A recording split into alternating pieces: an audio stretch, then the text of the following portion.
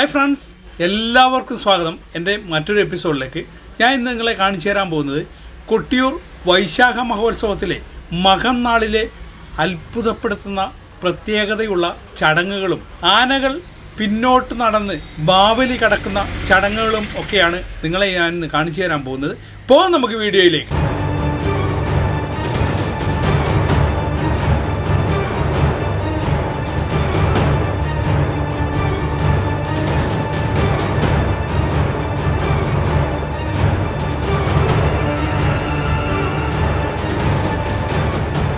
കൊട്ടിയൂരിൽ ഇനി ഗൂഢപൂജകൾ, ഭൂതഗണങ്ങളുടെ നാളുകളാണ് ഇനി വരുന്നത്. മകം നാളിൽ വീഡിയോ കാണുന്ന നിങ്ങളോട് ആദ്യമേ ഒന്ന് പറയട്ടെ, നിങ്ങൾ ആദ്യമായാണ് ഞങ്ങളുടെ ചാനൽ കാണുന്നതെങ്കിൽ, ചാനൽ സബ്സ്ക്രൈബ് ചെയ്യാതെയാണ് കാണുന്നതെങ്കിൽ ചാനൽ ഒന്ന് സബ്സ്ക്രൈബ് ചെയ്യാനും മറ്റുള്ളവരിലേക്ക് ഷെയർ ചെയ്യാനും നിങ്ങളുടെ വിലയേറിയ അഭിപ്രായങ്ങളും നിർദ്ദേശങ്ങളും ഞങ്ങളെ കമന്റായി എഴുതി അറിയിക്കാനും മറന്നുപോകരുത്. ഉച്ചശീവേലിക്ക് മുൻപ് സ്ത്രീജനങ്ങൾ ഇവിടെ നിന്നും പിൻവാങ്ങണം.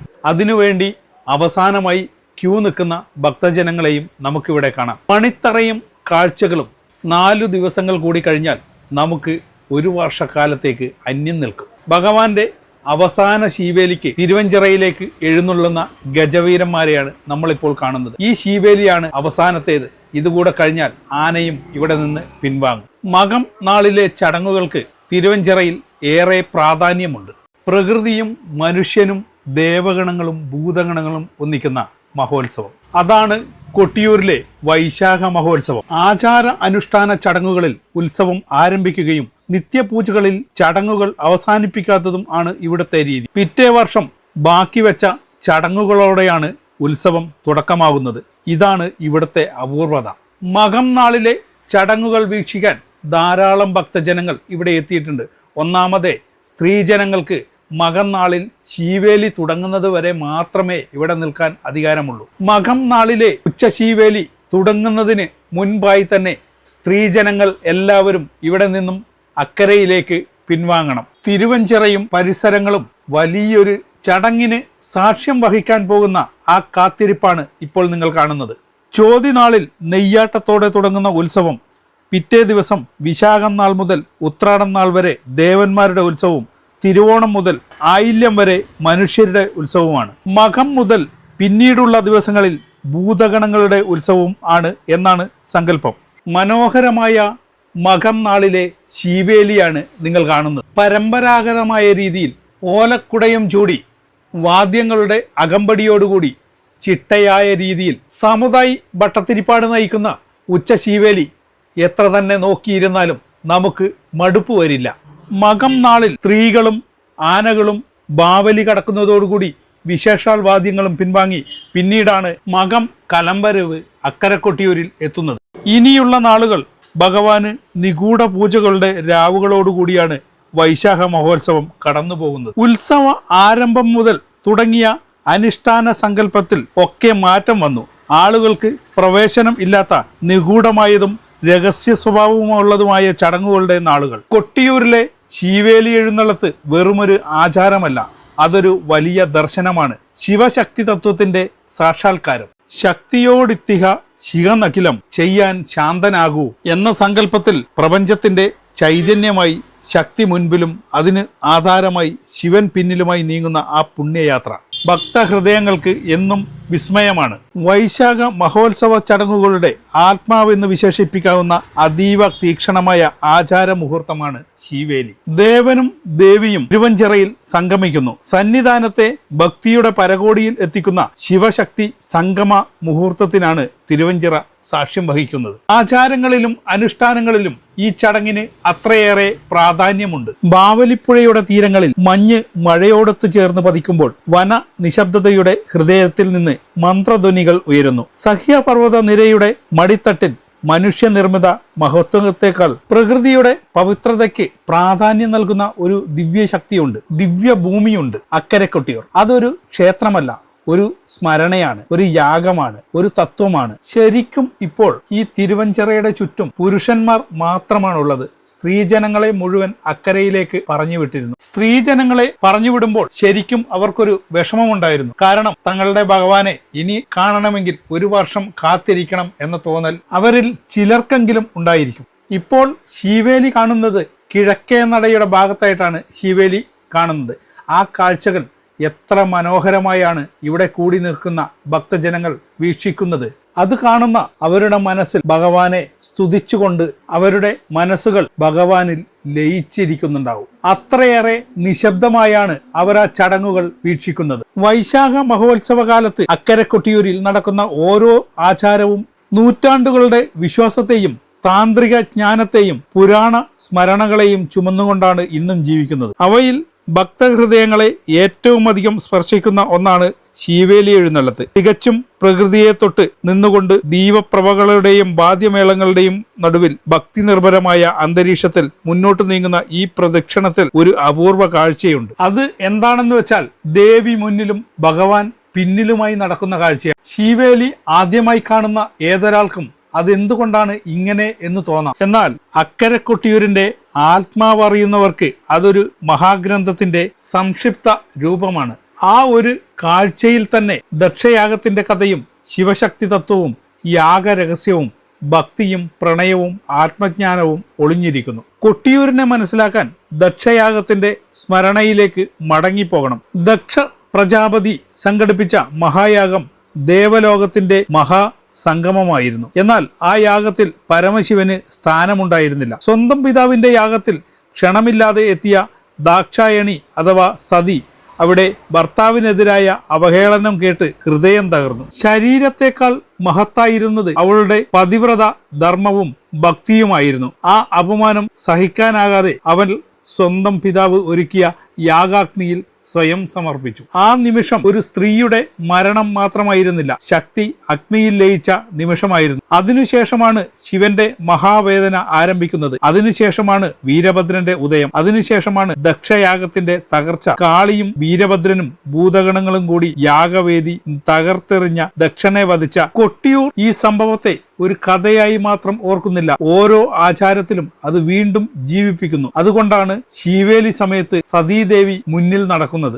ശക്തിയോട് ചേർന്നാലേ ശിവൻ ശാന്തനാകൂ, അല്ലാത്ത പക്ഷം ഒരു സ്പന്ദനം പോലും സാധ്യമല്ല. ഇത് അക്കരെ കൊട്ടിയൂർ ക്ഷേത്രത്തിലെ ശീവേലി എഴുന്നള്ളത്തിന്റെ തത്വശാസ്ത്രമാണ്. ലോകം ആദ്യം അനുഭവിക്കുന്നത് ശക്തിയാണ്. അതിനാൽ ശീവേലി എഴുന്നള്ളത്തിൽ ശക്തി മുൻപിൽ നടക്കുന്നു, ശിവൻ പിന്നിലുണ്ട്. കാരണം അദ്ദേഹം ആ ശക്തിയുടെ ആധാരമാണ്. കൊട്ടിയൂർ മഹോത്സവത്തിലെ പ്രധാന ആചാരങ്ങൾ പോലും ശക്തിയുടെ പ്രവർത്തനങ്ങളെ അനുസ്മരിപ്പിക്കുന്നത്. അക്കരെ പ്രവേശനം, നെയ്യാട്ടം, ഇളനീർ വെപ്പ്, രോഹിണി ആരാധന എല്ലാം ഒരുതരം ആത്മസമർപ്പണത്തിന്റെ രൂപങ്ങളാണ്. ഭക്തൻ ബാവലിപ്പുഴ മുറിച്ചു കടക്കുമ്പോൾ ഒരു സാധാരണ നദിയല്ല അവൻ കടക്കുന്നത്, ലോകത്തിൽ നിന്ന് ആത്മീയതയിലേക്കുള്ള അതിരാണ് അവൻ കടക്കുന്നത്. ഭക്തൻ മണിത്തറയിൽ തലകുനിക്കുമ്പോൾ ഒരു ശിലയ്ക്ക് മുന്നിലല്ല അവൻ നമിക്കുന്നത്, ദക്ഷന്റെ അഹങ്കാരം ചാരമായ ആ യാഗവേദിക്ക് മുന്നിലാണ്. ഇത്തരം യാഗഭൂമിയിൽ ശക്തി മുന്നിൽ നടക്കുന്നത് സ്വാഭാവികമാണ്. ദേവിയെ മാതൃശക്തിയായി കാണുന്ന ഭാരതീയ ആത്മീയ ദർശനം ഈ പ്രദക്ഷിണത്തിന് മറ്റൊരു മനോഹരമായ അർത്ഥം നൽകുന്നു. ഭക്തിയുടെ ഭാഷയിൽ ഇതിന് മറ്റൊരു വ്യാഖ്യാനമുണ്ട്. സതിയോടുള്ള ശിവന്റെ സ്നേഹം അനന്തമാണ്. സതിയുടെ ദേഹം ചുമലിലേറ്റി ലോകം ചുറ്റിയ ശിവന്റെ രൂപം ഭാരതീയ ഭക്തി സാഹിത്യത്തിലെ ഏറ്റവും ഹൃദയസ്പർശിയായ ദൃശ്യങ്ങളിൽ ഒന്നാണ്. അതിനാൽ ഭക്തർ ഈ പ്രദക്ഷിണത്തെ പ്രണയത്തിന്റെ പ്രതീകമായി കാണുന്നു. മുന്നിൽ പോകുന്ന ശക്തിയെ അനുഗമിക്കുന്ന ശിവൻ, ഒരിക്കലും വേർപിരിയാത്ത ദിവ്യ ദമ്പതികൾ, അർദ്ധനാരീശ്വരത്വത്തിന്റെ സഞ്ചരിക്കുന്ന രൂപം. അക്കരെ കൊട്ടിയൂരിൽ രാത്രി ശീവേലി എഴുന്നള്ളത്ത് ദർശിക്കുമ്പോൾ ഈ ഭാവം കൂടുതൽ ആഴത്തിൽ അനുഭവപ്പെടുന്നു. മൃദുലമായ വെളിച്ചത്തിൽ വനത്തിന്റെ നിശബ്ദതയെ ഭേദിച്ച് നീങ്ങുന്ന ആ ദിവ്യയാത്രയിൽ ഒരു മഹത്തായ ആത്മീയ രഹസ്യം മെല്ലെ തുറന്നു കാണാം. അവിടെ മുന്നിലും പുറകിലും എന്നത് സ്ഥാനമല്ല, തത്വമാണ്. അതുകൊണ്ടാണ് കൊട്ടിയൂരിലെ ദക്ഷയാഗം ലക്ഷക്കണക്കിന് ഭക്തരെ വർഷം തോറും ആകർഷിക്കുന്നത്. അവിടെ അവർ ഒരു ഉത്സവം കാണാൻ മാത്രമല്ല എത്തുന്നത്, ഒരു അനുഭവം തേടിയാണ്. അവർ ബാവലിപ്പുഴയിൽ കുളിച്ച് ഇറനോടെ നദി കടന്ന് മണിത്തറയിൽ പ്രണാമം അർപ്പിക്കുന്നു. ആ മഹത്തായ ശീവേലി കാഴ്ചകൾ കഴിഞ്ഞിരിക്കുകയാണ്. അമ്മാറക്കല്ലിലേക്ക് തിടമ്പ് ഇറക്കി വെച്ച് നമ്പൂതിരിമാർ അണിയിക്കുന്ന തുളസിമാലയും അണിഞ്ഞ് തിരുവഞ്ചിറയ്ക്ക് ചുറ്റും 3 പ്രദക്ഷിണം പൂർത്തിയാക്കുന്നു. പ്രദക്ഷിണം പൂർത്തിയാക്കുന്ന ഗജവീരന്മാരെ കാത്തു നിൽക്കുന്നത് വലിയൊരു സംഘമാണ്. ശർക്കരയും പഴവും ചോറും എല്ലാം കൊണ്ട് അവർ കാത്തു നിൽക്കുന്നു. മനോഹരമായൊരു ആനയൂട്ട് കാഴ്ചകൾ ഇവിടെ കാണാം. ആദ്യം ഭക്ഷണം കൊടുക്കുന്നത് ഇവിടുത്തെ തിരുമേനിമാരാണ്. അവർ ശർക്കരയും പഴവുമാണ് കൊടുക്കുന്നത്. അതിനുശേഷം ദേവസ്വം ഓഫീസർമാരും എക്സിക്യൂട്ടീവുകളും കൊടുക്കും. ഈ ഒരു ഭക്തി നിർഭരമായ കാഴ്ചകൾ കാണാൻ തിരുവഞ്ചിറക്ക് ചുറ്റുമായി ധാരാളം ഭക്തജനങ്ങൾ കാത്തു നിൽപ്പുണ്ട്. പിന്നീടാണ് ഇവിടുത്തെ താൽക്കാലിക ജീവനക്കാരും മറ്റുള്ളവരും കൊടുക്കുന്നത്. ആനയൂട്ടിനൊരുങ്ങി തിരുവഞ്ചിറയിൽ എല്ലാവരും തയ്യാറായി നിൽക്കുന്ന മനോഹര കാഴ്ചകൾ. തിരുവഞ്ചിറ വലം വെച്ച് ഗജവീരന്മാർ ഓരോരുത്തരുടെ അടുത്തായി വന്ന് ഭക്ഷണം സ്വീകരിക്കുന്ന കാഴ്ചകൾ നമുക്ക് കാണാൻ പറ്റും. ഇത്രയും മനോഹരമായ ചടങ്ങുകളും കാഴ്ചകളും വീഡിയോ ചെയ്ത് നിങ്ങളുടെ മുന്നിലേക്ക് എത്തിക്കാൻ ഭഗവാന്റെ അനുഗ്രഹം ഒന്നുകൊണ്ട് മാത്രമാണ് എനിക്ക് സാധിക്കുന്നത്. തിരുവഞ്ചിറ ചുറ്റി ഓരോരുത്തരുടെ അരികിൽ നിന്ന് ഭക്ഷണവും കഴിച്ച് അവർ മുന്നോട്ട് വരുന്ന മനോഹരമായ കാഴ്ചകൾ. ഉത്സവം തുടങ്ങി ശീവേലി നാൾ മുതൽ മുഴുവൻ അവർ ഈ പ്രദക്ഷിണ വഴിയിൽ പ്രദക്ഷിണം ചെയ്ത് ഭക്തജനങ്ങൾക്ക് ദർശനമേകി നടന്നവരാണ്. അതുകൊണ്ട് തന്നെ ഭക്തർക്ക് ഇവരെ കാണുമ്പോൾ ദേവീദേവന്മാരുടെ തിരുസ്വരൂപം വഹിച്ചുള്ള ആ യാത്രയിൽ ഇവരെയും കാണുന്നത് അതേ രീതിയിൽ തന്നെയാണ്. ആ ഭക്തിയും ബഹുമാനവും ഇവർക്കും കിട്ടുന്നുണ്ട്. ആദ്യം തിരുവഞ്ചിറ വലം വെച്ച് വന്ന ഗജവീരനാണ് ഇപ്പോൾ ഭക്ഷണം നൽകുന്നത്. അത് ശർക്കരയും പഴവുമാണ് ആദ്യം നൽകുന്നത്. ചോറ് അവസാനമാണ് കൊടുക്കുന്നത്. ഈ കാഴ്ചകളൊക്കെ നോക്കി നിൽക്കുന്ന ഭക്തജനങ്ങളുടെ മനസ്സിൽ ഭഗവാനോടുള്ള ഭക്തിസാന്ദ്രമായ കാഴ്ചകൾ തന്നെയാണ്. തിരുവഞ്ചിറ വലം വെക്കുന്നതും ഓരോരുത്തരുടെ അടുത്തുപോയി ഭക്ഷണം മേടിക്കുന്നതുമായ കാഴ്ചകൾ ആരായാലും ഒന്ന് നോക്കി നിന്നു പോകും. വളരെ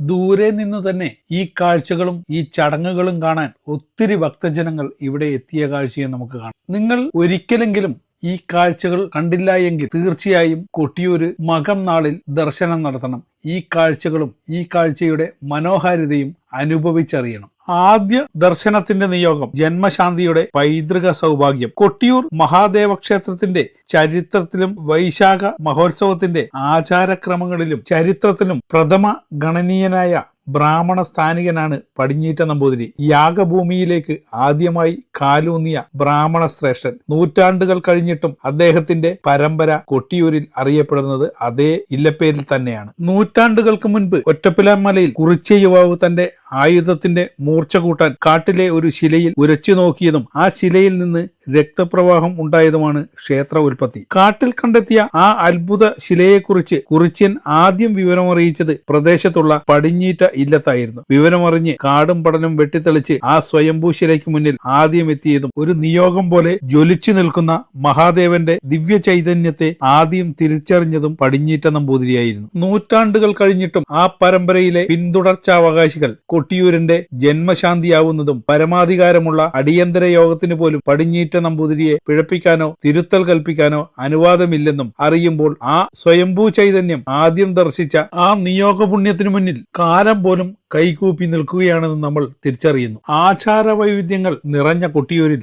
ഏത് ബ്രാഹ്മണ സ്ഥാനികന്റെ അഭാവത്തിലും അവർക്ക് പകരക്കാരനായി കർമ്മങ്ങൾ ചെയ്യാനുള്ള സവിശേഷമായ അവകാശവും മാത്രമാണ് ഉള്ളതത്രേ. വൈശാഖ മഹോത്സവത്തിൽ സതീദേവി ദേഹത്യാഗം ചെയ്ത പുണ്യസ്ഥാനമായ അമ്മാറക്കൽ തറയുടെ പൂർണ്ണമായ അധികാരവും ഇദ്ദേഹത്തിന് തന്നെ. വൈശാഖ മഹോത്സവത്തിന് തുടക്കം കുറിച്ച് അക്കരെ സന്നിധാനത്തിൽ ആദ്യമായി ചോതിവിളക്ക് തെളിയിക്കാനുള്ള പുണ്യനിയോഗവും ആ കൈകൾക്ക് തന്നെ. പ്രപഞ്ചശക്തിയെ സാക്ഷിയാക്കി യാഗഭൂമിയിൽ ദിവ്യജ്യോതിസ് തെളിയിക്കുന്നത് മഹോത്സവത്തിന്റെ വിശിഷ്ടമായ നിരവധി മുഹൂർത്തങ്ങൾ പടിഞ്ഞീറ്റ നമ്പൂതിരിയുടെ സാന്നിധ്യത്താലും കർമ്മങ്ങളാലും ധന്യമാകുന്നത് കാണാവുന്നതാണ്. വൈശാഖ മഹോത്സവത്തിന് മുന്നോടിയായുള്ള നീരെഴുന്നള്ളത്ത് നാളിൽ മണിത്തറയിൽ ആദ്യമായി പാദസ്പർശമേൽക്കുന്നത് പടിഞ്ഞീറ്റയുടേതാണ്. അന്നൊരിക്കൽ കാട്ടിൽ രക്തം ചീന്തിയ സ്വയംഭൂ ചൈതന്യത്തെ ആദ്യം പുണർന്ന പൈതൃക സൗഭാഗ്യത്തിന്റെ തുടർച്ചയെന്നോണം വർഷം തോറും നെയ്യാട്ട ദിവസം സ്വയംഭൂശിലയ്ക്ക് മുകളിലെ അഷ്ടബന്ധം നീക്കി മഹാദേവന്റെ ദിവ്യശക്തിയെ ആദ്യം ദർശിക്കാനുള്ള സൗഭാഗ്യം വീണ്ടും വീണ്ടും ലഭിക്കുന്നതും പടിഞ്ഞീറ്റയുടെ കണ്ണുകൾക്ക് തന്നെ. ഗജവീരന്മാർക്ക് ചോറുരുളയുമായി കാത്തു നിൽക്കുന്ന കാഴ്ചയാണ് നമ്മളിപ്പോൾ കാണുന്നത്. ഇരു കൈകളിലും ചോറുരുളയുമായി അവർ കാത്തു നിൽക്കുന്നത് തങ്ങളുടെ ദേവിയെയും ദേവനെയും ചുമന്നു നടന്ന ആ ഗജവീരന്മാരെയാണ്. തൊട്ടു പിന്നിൽ തന്നെ ധാരാളം ഭക്തജനങ്ങൾ ഈ കാഴ്ചയുടെ മാഹാത്മ്യം കാണുവാനും അനുഗ്രഹം മേടിക്കുവാനും കാത്തു നിൽക്കുന്ന കാഴ്ചയും കാണാം. തൊട്ടടുത്ത് തന്നെ പഴങ്ങളും ശർക്കരയുമായി കാത്തു നിൽക്കുന്ന കാഴ്ച.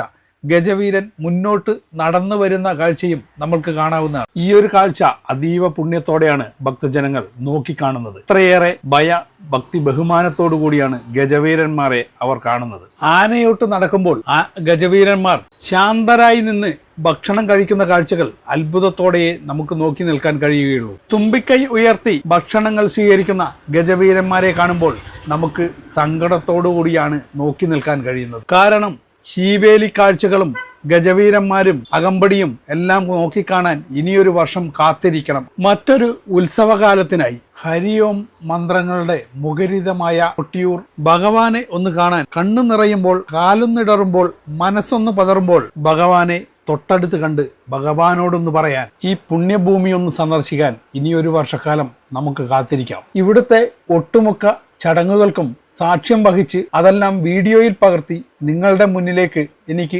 എത്തിക്കാൻ കഴിഞ്ഞതിൽ ഭഗവാനോട് അതിയായ സന്തോഷമുണ്ട്.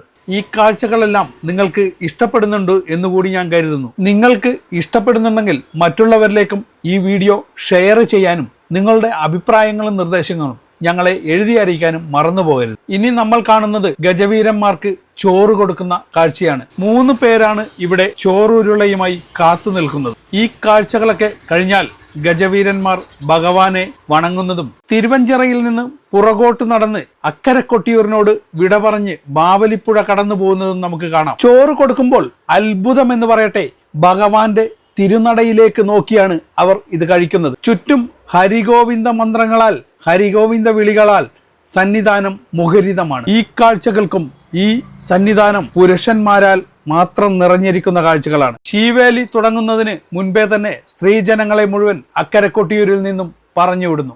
ഓരോ ഉരുള ചോറ് നൽകുമ്പോഴും ഗജവീരന്മാർ ഭക്തിയോടെ ഒതുങ്ങി നിന്ന് ചേർന്ന് നിന്ന് അവ കഴിക്കുന്നു. ആ മനോഹര കാഴ്ചകൾ ഒരു പക്ഷേ കൊട്ടിയൂരിന് മാത്രം സ്വന്തം.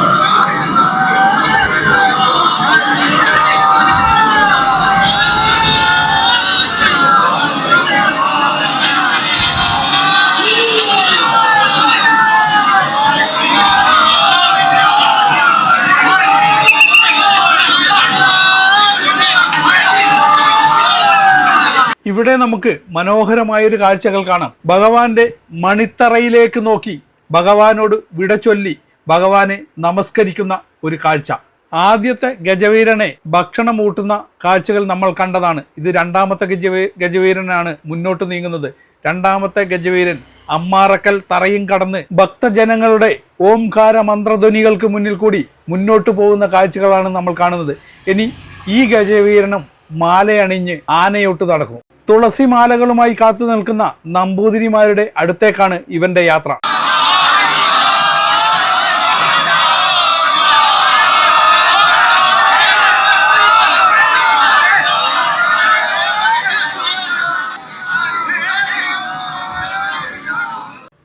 തിരുവഞ്ചിറ ചുറ്റി വന്ന് മണിത്തറയിലേക്ക് നോക്കി മണിത്തറയിൽ ഭഗവാനോട് യാത്രാമൊഴി അപേക്ഷിക്കുന്ന ഗജവീരനെയാണ് നിങ്ങളിപ്പോൾ കാണുന്നത്. ഇന്നത്തെ ഓരോ കാഴ്ചകളും ഓരോ ചടങ്ങുകളും അത്രയേറെ ഹൃദയസ്പർശിയാണ്. ആനയൂട്ടും കാഴ്ചകളും എല്ലാം കഴിഞ്ഞ് ഭക്തജനങ്ങൾ നോക്കി നിൽക്കെ അവർ തിരുവഞ്ചിറയോട് വിട നൽകാൻ ഭഗവാനോട് പ്രാർത്ഥിക്കാൻ വരുന്ന സമയമാണ്. തിരുവഞ്ചിറയുടെ ഇരുഭാഗത്തും ഭക്തജനങ്ങൾ കൂട്ടം കൂടി നിന്ന് ഇവർക്ക് യാത്രാമൊഴി നൽകാൻ ഒരുങ്ങുന്ന കാഴ്ചകൾ.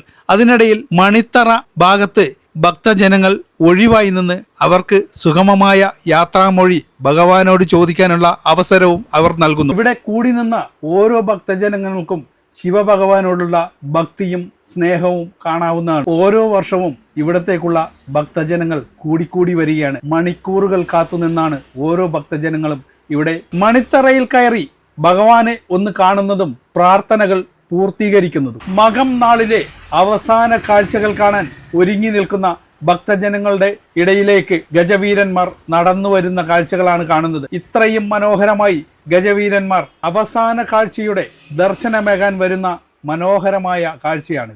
കാഴ്ചകളെല്ലാം കണ്ട് മനം നിറഞ്ഞു നിൽക്കുന്ന ഭക്തജനങ്ങളുടെ ഇടയിൽ കൂടി അവർ നേരെ വരുന്നത് ഭഗവാന്റെ തിരുനടയിലേക്കാണ്. ആ മണിത്തറയിലെ പരാശക്തിയായ ഭഗവാനോട്, തങ്ങൾ തിടമ്പേറ്റി നടന്ന ഭഗവാന്മാരോട്, ദേവീ ദേവന്മാരോട് അവസാനമായി വിട ചോദിക്കുന്ന ആ കാഴ്ചകൾ ഏതൊരു ശിവഭക്തന്റെ മനസ്സിലും നൊമ്പരത്തിന്റെ, വിഷമത്തിന്റെ, ഒരു കണിക എങ്കിലും ബാക്കിയാക്കുന്ന ഒരു കാഴ്ചയാണ് ഇത്. ആദ്യത്തെ ഗജവീരൻ ഭഗവാനെ വണങ്ങി നേരെ പുറകോട്ട് നടക്കുന്ന കാഴ്ചയാണ് ഈ കാണുന്നത്. ഭഗവാനെ വണങ്ങിക്കഴിഞ്ഞാൽ പിന്നെ തിരുവഞ്ചിറ മുതൽ പുറകോട്ട് നടന്നാണ് ഇവർ ബാവലിപ്പുഴ വരെ നീങ്ങുന്നത്. ഇവർ അക്കരയിലേക്ക് കടന്നു വരുന്നതും കാത്ത് ബാവലിപ്പുഴയുടെ മറുകരയിൽ 100 കണക്കിന് സ്ത്രീജനങ്ങൾ ഇവരെ കാത്തു നിൽപ്പുണ്ടാവും. ഓംകാര മന്ത്രധ്വനിയുടെ ആരവത്തിന്റെ ഇടയിൽ കൂടി അവർ വിടവാങ്ങുകയാണ്. ബാവലി ലക്ഷ്യമാക്കി ഇനി അവർ പുറകോട്ട് നടക്കുന്ന മനോഹര കാഴ്ച നിങ്ങൾക്ക് കാണാം.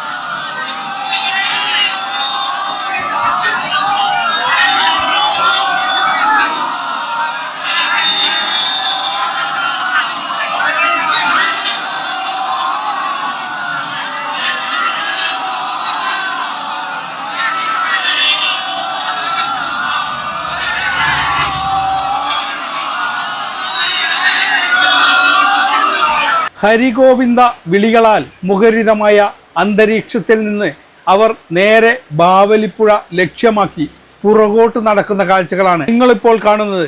മകം നാളിൽ അവസാന കാഴ്ചകളും കഴിഞ്ഞ് മടങ്ങിപ്പോകുന്ന ഗജവീരന്മാർക്ക് നമുക്ക് യാത്രാമൊഴി നൽകാം. ഈ കാഴ്ചകൾ നമ്മുടെ മനസ്സിനെ വളരെയേറെ നൊമ്പരപ്പെടുത്തുന്ന കാഴ്ചയാണ്. എങ്കിലും ഭഗവാനെ ഇനി കാണുവാൻ നമുക്ക് അടുത്ത വർഷത്തെ ചോതിനാൾ വരെ കാത്തിരിക്കാം. ആനകളും മടങ്ങിക്കഴിഞ്ഞാൽ അക്കരെ കൊട്ടിയൂരിൽ പിന്നെ നടക്കുന്നത് നിഗൂഢ പൂജകളാണ്. നിഗൂഢ പൂജകൾ, ഭഗവാന് നടക്കുന്ന നിഗൂഢ പൂജകൾ ഭൂതഗണങ്ങളുടേതാണ് എന്നാണ് വിശ്വാസം.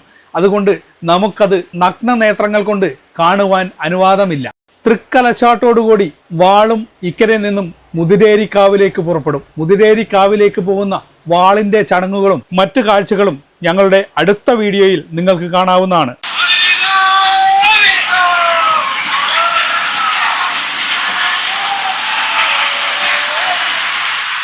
ശീവേലിക്ക് മുൻപ് പുറത്തിറങ്ങിയ ആയിരക്കണക്കിന് ഭക്തജനങ്ങൾ, സ്ത്രീ ഭക്തജനങ്ങൾ ഇവരുടെ വരവും കാത്ത് ബാവലിപ്പുഴയുടെ കരയിൽ ഇവരെയും കാത്ത് നിൽക്കുന്ന കാഴ്ചകൾ നമുക്ക് കാണാം. പുഴക്കര വരെ പുറകോട്ട് നടക്കുന്ന ഗജവീരന്മാർ അവിടെ നിന്നും പുഴ കടക്കുന്ന മനോഹര കാഴ്ചകളുമുണ്ട്. തിരുവഞ്ചിറയിലെ ജലം ഒഴുകുന്ന ഭാഗത്തു കൂടിയാണ് ഇവർ പുറകോട്ട് നടക്കുന്നത്.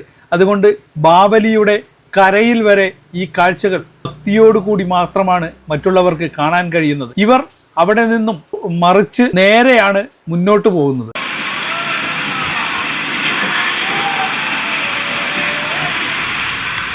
കൊട്ടിയൂരപ്പന്റെ തിടമ്പേറ്റിയ ഗജവീരന്മാർ ബാവലിപ്പുഴയുടെ കരയിലേക്ക് എത്തിയിരിക്കുകയാണ്.